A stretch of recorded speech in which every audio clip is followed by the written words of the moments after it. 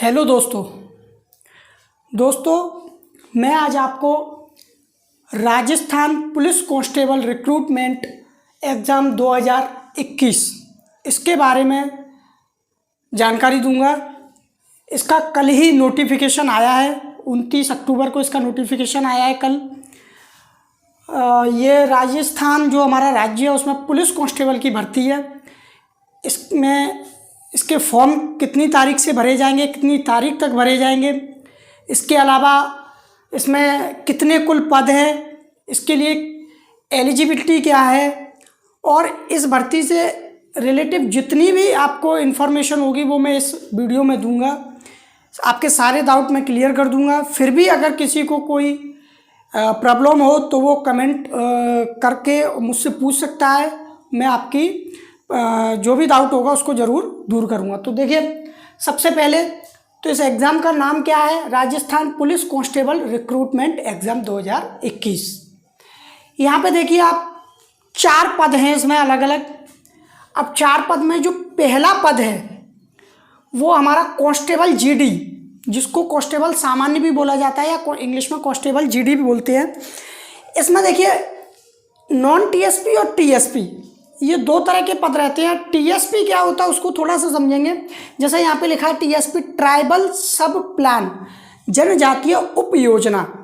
ये जो हमारे ट्राइबल जो जातियाँ होती हैं, तो जहाँ जिस क्षेत्र में 50% से ज़्यादा ट्राइबल समाज के लोग रहते हैं, वहाँ पे उस एरिया को टीएसपी एरिया घोषित कर दिया जाता है और वहाँ पे उन लोगों के उत्थान के लिए अलग अलग योजना चलाई जाती हैं। तो उसमें एक विशेष आरक्षण भी मिलता है। तो ये वही चीज़ है यहाँ पे। तो जो नॉन टीएसपी है यानी नॉर्मल जो कैंडिडेट्स रहते हैं उनकी आपकी सीट्स है 3536, और जो हमारे टीएसपी हैं उनके लिए अलग से सीटें हैं वो है 625। तो टोटल मिलाकर जो कांस्टेबल जीडी की पोस्ट है आपकी वो 4161 है। सेकंड नंबर पे जो आपकी पोस्ट है कांस्टेबल टेलीकॉम यानी जो पुलिस दूरसंचार जो से संबंधित जो भर्ती हमारी रहेगी वो है। तो इसमें नॉन टीएसपी की आपकी जो पोस्ट है वो 154 है। टीएसपी के लिए अलग से इसमें कोई भी सीट नहीं रिजर्व की गई है। तो इस तरीके से टोटल इसकी सीटें 154 ही हैं। तीसरे नंबर की जो हमारी है वो कांस्टेबल ड्राइवर की, यानी जो हमारे ड्राइवर रहेंगे उससे रिलेटिव है। तो इसमें नॉन टीएसपी के लिए आपकी 68 और टीएसपी की आपकी 32। इस तरीके से आपकी 100 सीटें हैं। उसके बाद आपकी जो चौथे नंबर का है कांस्टेबल बैंड। तो ये कांस्टेबल जो बैंड रहता है इसमें नॉन टीएसपी के लिए कोई भी नहीं है। तो इसमें जो केवल टीएसपी वाले बच्चे हों वही फॉर्म डालेंगे, इसमें उन्हीं के लिए इसमें सीट दी गई हैं। तो इसलिए नॉन टीएसपी वाले कोई भी इसके लिए नहीं भरे फॉर्म। और ये आपकी 23 सीट्स हैं। तो इस तरीके से कुल मिलाकर आपकी 4438 4438 सीटें हैं। इसमें काफ़ी ठीक ठाक सीटें हैं, अच्छा मौका है। आप इसको मेहनत करिए, फॉर्म डालिए और इसकी तैयारी में अभी से जुटिए। अब देखिए हमारी इसका नोटिफिकेशन तो जैसा बताया था मैंने अभी कल ही निकला है इसका 29 अक्टूबर को। और इसके जो एप्लीकेशन बिगिन होंगी यानी जब इसके फॉर्म भरना शुरू होंगे वो आपके 10 नवंबर से चालू होंगे, 10 नवंबर 2021 से। और इसकी जो लास्ट डेट रहेगी वो आपकी 3 दिसंबर 2021 तक रहेगी। तो अभी इसके फॉर्म चालू नहीं हुए हैं लेकिन 10 नवंबर से इसके चालू फॉर्म हो जाएंगे। उसके बाद रिटर्न एग्ज़ाम डेट देखिए कोई फिक्स डेट नहीं दी गई है। इसका जो नोटिफिकेशन निकाला है उसमें नोटिफिकेशन में उन्होंने दिसंबर 2021 या जनवरी 2022 बताया है।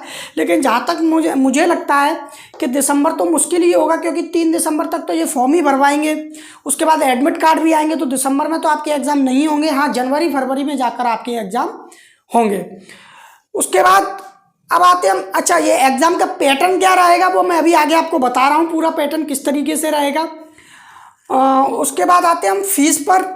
तो देखिए जो जनरल कैटेगरी के बच्चे हैं, जो ओबीसी क्रीमी लेयर में जो आते हैं, एमबीसी और अदर स्टेट। अब देखिए इसमें अदर स्टेट लिखा है, तो मैं अदर स्टेट वाले बच्चों को बताना चाहता हूं कि आप राजस्थान के अलावा किसी भी स्टेट की आप इसमें फॉर्म डाल सकते हैं। बस आपको किसी भी तरह का कोई आरक्षण रिजर्वेशन यहाँ पे नहीं मिलेगा, आपकी जो गिनती होगी वो जनरल में ही होगी। तो इन लोगों के लिए सबके लिए 500 रुपये आपकी फ़ीस रहेगी।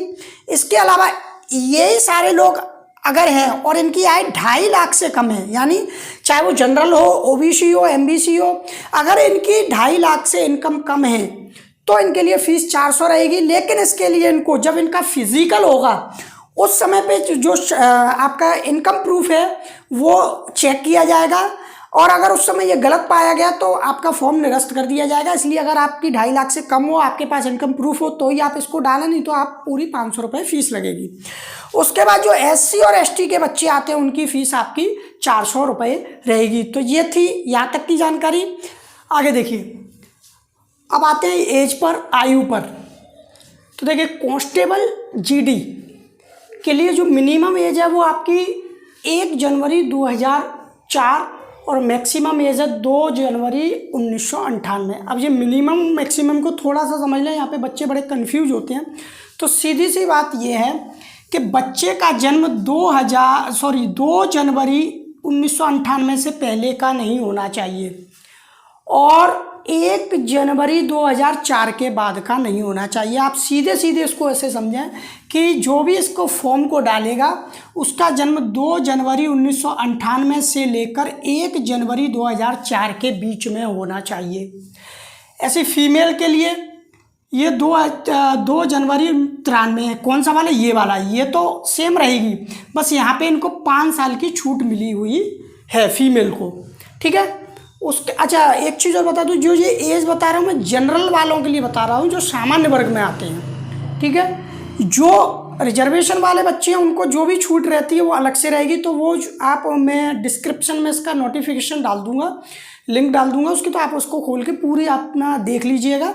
ये मैं जनरल वालों के लिए बता रहा हूँ एज, ठीक है। तो फीमेल के लिए 5 साल की छूट है, तो इनके लिए ये रहेगा कि ये 2 जनवरी 1993 से लेकर 1 जनवरी 2004 का जन्म होना चाहिए। कांस्टेबल टेलीकॉम के लिए सेम यही रहेगा, कांस्टेबल बैंड के लिए भी सेम यही रहेगा। हाँ, जो कांस्टेबल ड्राइवर रहेंगे उनके लिए 2 जनवरी 1995 से है, यानी उनका जन्म 2 जनवरी 1995 से लेकर 1 जनवरी 2004 तक का होना चाहिए। महिलाओं के लिए 5 साल की छूट है। तो ये आपका एज का रहेगा। तो ये समझ में आ गया होगा, मतलब आपका जन्म इससे पहले का नहीं होना चाहिए और इसके बाद का नहीं होना चाहिए। अब आयु की जो गणना होगी आपकी वो किसके आधार पर होगी? तो वो 1 जनवरी 2022 के आधार पर आपकी आयु गणना होगी। अब आते हैं अपन एलिजिबिलिटी योग्यता पर कि इसमें हमें क्या चाहिए। तो देखिए, एक तो रिटन आपका एग्ज़ाम होगा और एक आपका फिजिकल होगा। तो सबसे पहले रिटन एग्ज़ाम को देखते हैं। जो कांस्टेबल जीडी है उसके लिए 12th पास होना चाहिए आपका, किसी भी भारत के किसी भी मान्यता प्राप्त बोर्ड से आपका 12th अगर है तो आप इसको भर सकते हैं। कांस्टेबल जो टेलीकॉम रहेगा उसमें 12th फिजिक्स के साथ में आपके पास मैथ या कंप्यूटर में से कोई एक सब्जेक्ट होनी चाहिए। उसके बाद कांस्टेबल ड्राइवर जो है उसमें आपके पास एक वैलिड LMB या HMB ड्राइविंग लाइसेंस होना चाहिए, और जो कम से कम 1 साल पुराना हो, यानी एक साल से पहले का नहीं हो, मतलब 1 साल पुराना होना चाहिए, नया नहीं होना चाहिए कि 6 महीने पहले ही बनवाया है, कि कम से कम 1 साल पुराना या उससे ज़्यादा चलेगा। उसके बाद कांस्टेबल जो बैंड है उसके लिए आपका 10th पास होना चाहिए। तो ये आपकी एलिजिबिलिटी थी। उसके बाद आते हैं हम फिजिकल मेजरमेंट पे कि फिजिकल में क्या रहेगा हमारा। देखिए, मिनिमम हाइट, जो न्यूनतम ऊंचाई वो मांगते हैं, तो मेल कैंडिडेट्स के लिए आपकी 168 सेंटीमीटर और फीमेल के लिए 152 सेंटीमीटर रहेगी। उसके बाद मिनिमम चेस्ट यानी न्यूनतम सीना। आप सीने को समझेंगे। देखिए, मेल के लिए पहली चीज़ तो फीमेल के लिए कोई ये होगा नहीं आपका फिजिकल, चेस्ट का फीमेल के लिए नहीं रहता, केवल ये मेल के लिए रहता है।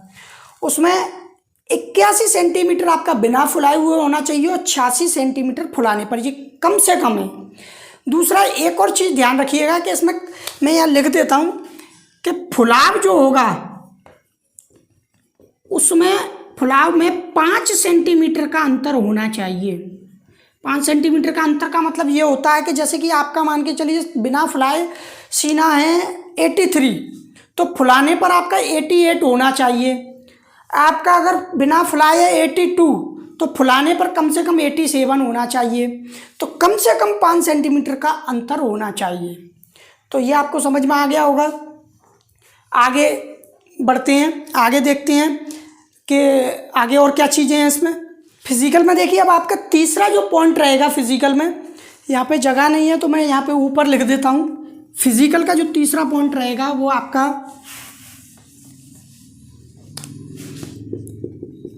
Minimum weight.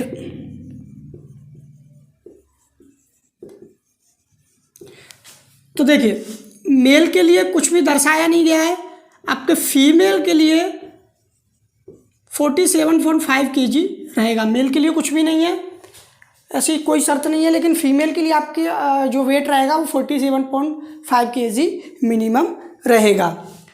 तो ये बात हो गई हमारी फिजिकल और आपकी एलिजिबिलिटी की। अब हमारा एग्ज़ाम पैटर्न क्या रहेगा, उसका सिलेबस क्या रहेगा, वो आगे अब हम देखते हैं। देखिए, अब जो हमारी चयन हेतु भर्ती प्रक्रिया रहेगी वो किस तरीके से रहेगी। सबसे पहले आते हैं रिटन एग्ज़ाम पर, जो आपकी लिखित परीक्षा होगी। लिखित परीक्षा आपकी 2 घंटे की होगी। उसमें एक एक नंबर के क्वेश्चन आएंगे, 150 क्वेश्चन रहेंगे आपके। उसमें सिलेबस क्या रहेगा वो मैं अभी बता रहा हूँ आगे। तब तक अपन ये देखते हैं। देखिए, जो रिटन एग्ज़ाम होगा वो कांस्टेबल जीडी और कांस्टेबल टेलीकॉम के लिए आपका 150 नंबर का रहेगा। कांस्टेबल ड्राइवर के लिए 150 नंबर का रहेगा। आपके कांस्टेबल बैंड के लिए आपका ये एग्ज़ाम नहीं होगा रिटन वाला। उसके बाद आते हैं हम शारीरिक दक्षता परीक्षा पर। उसमें कांस्टेबल जीडी और कांस्टेबल टेलीकॉम के लिए 30 नंबर, कांस्टेबल ड्राइवर के लिए 20 नंबर का और कांस्टेबल बैंड के लिए 20 नंबर का रहेगा। दक्षता जो परीक्षा होगी आपकी वो कांस्टेबल जीडी और कांस्टेबल टेलीकॉम की नहीं होगी। कांस्टेबल ड्राइवर के लिए 30 नंबर की होगी और कांस्टेबल बैंड के लिए 30 नंबर की होगी। देखिए, इसमें दक्षता परीक्षा में क्या रहेगा, यहाँ ऊपर वाली जो है इसमें तो फिजिकल चेक किया जाता है। इसमें क्या है, जैसे ड्राइवर है तो ड्राइवर जो गाड़ी चलाने की उसकी दक्षता होती है, जो गाड़ी चलाने का उसका चेक किया जाएगा वो रहेगा। और यहाँ पे कांस्टेबल बैंड में जो बैंड से रिलेटिव उनकी वो रहेगी, वो चेक की जाएगी। तो वो ये चीज़ें हैं।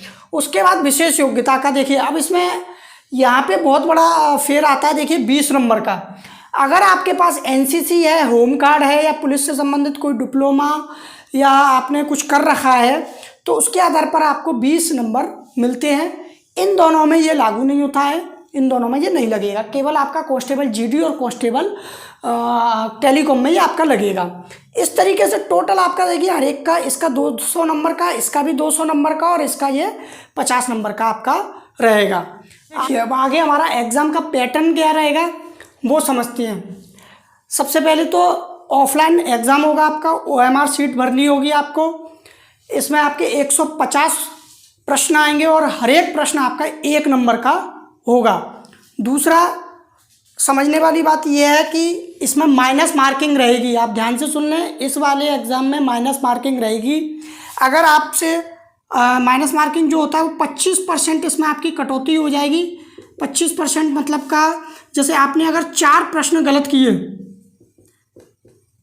तो आपका 1 नंबर कम कर दिया जाएगा। यानी हर एक क्वेश्चन पे आपका 1/4 नंबर कम हो जाएगा। तो देखिए, अब सब्जेक्ट क्या आएगी हमारी। सबसे पहला विवेचना एवं तार्किक योग्यता तथा कंप्यूटर का सामान्य ज्ञान, यानी इसमें रीजनिंग, कंप्यूटर की बेसिक नॉलेज, ये आपकी आएगी 60 नंबर की। उसके बाद आपका सामान्य ज्ञान, सामान्य विज्ञान, सामाजिक विज्ञान एवं समसामयिक विषयों पर क्वेश्चन पूछे जाएंगे। वो आपके आएंगे 35 नंबर के और 35 ही क्वेश्चन आएंगे। देखिए, ये प्रश्न, टोटल प्रश्न कितने आएंगे और कितने नंबर के आएंगे वो लिखे हुए हैं। यानी 60 प्रश्न आएंगे और 60 ही नंबर के आएंगे। इसी तरीके से आपसे सामान्य ज्ञान, सामान्य विज्ञान, सामाजिक विज्ञान एवं समसामयिक विषयों मतलब आपका करंट जीके जो रहती है वो, तो 35 नंबर की 35 ही क्वेश्चन आपके आएंगे। महिला एवं बच्चों के प्रति अपराध एवं उनसे संबंधित कानूनी प्रावधान और नियमों की जानकारी, यानी जो महिलाएं होती है, बच्चे होते हैं, तो उनके प्रति जो शोषण होता है या अपराध होते हैं तो उसकी आपकी जो बेसिक नॉलेज है वो आपको होनी चाहिए। तो ये आपके 10 क्वेश्चन आएंगे 10 नंबर के। अच्छा, इसका एक चीज़ और उसमें दिया गया है कि इसकी जानकारी, इस विषय से संबंधित जानकारी आपको पोर्टल पे भी मिलेगी। तो आप पोर्टल को इसकी चेक करते रहें, इसकी जो ऑफिशियल वेबसाइट है उसको चेक करते रहिएगा। उसके बाद राजस्थान के इतिहास, संस्कृति, कला, भूगोल, राजनीति एवं आर्थिक स्थिति इत्यादि। ये 45 क्वेश्चन, फिर से 45 नंबर का। इस तरीके से आपके 150 क्वेश्चन आएंगे, 150 नंबर के आपके रहेंगे। अब देखिए यहाँ पर समझने की बात, सामान्य, आर्थिक पिछड़ा वर्ग, अन्य पिछड़ा वर्ग और अति पिछड़ा वर्ग, इन बच्चों को 40% नंबर उत्तीर्ण होने के लिए, पास होने के लिए लाने पड़ेंगे कम से कम, यानी कम से कम इनको 60 नंबर लाने होंगे। उसके बाद जो SC ST वाले होंगे उनको 36% यानी 54 नंबर कम से कम लाने होंगे। और जो हमारे TSP वाले बच्चे रहेंगे उनके लिए ऐसी कोई लिमिट नहीं है कि उनको इतने नंबर पास होने के लिए लाने होंगे, उनके लिए ऐसी कोई लिमिट नहीं है। तो देखिए यहाँ पे लगभग मैंने इस एग्ज़ाम से संबंधित आपको सारी जानकारी दे दी। फिर भी अगर कुछ ऐसी चीज़ रह गई हो जो आपको समझ में ना आई हो या कुछ बताने के लिए रह गया हो तो आप मुझे कमेंट बॉक्स में जाकर कमेंट कर दीजिएगा।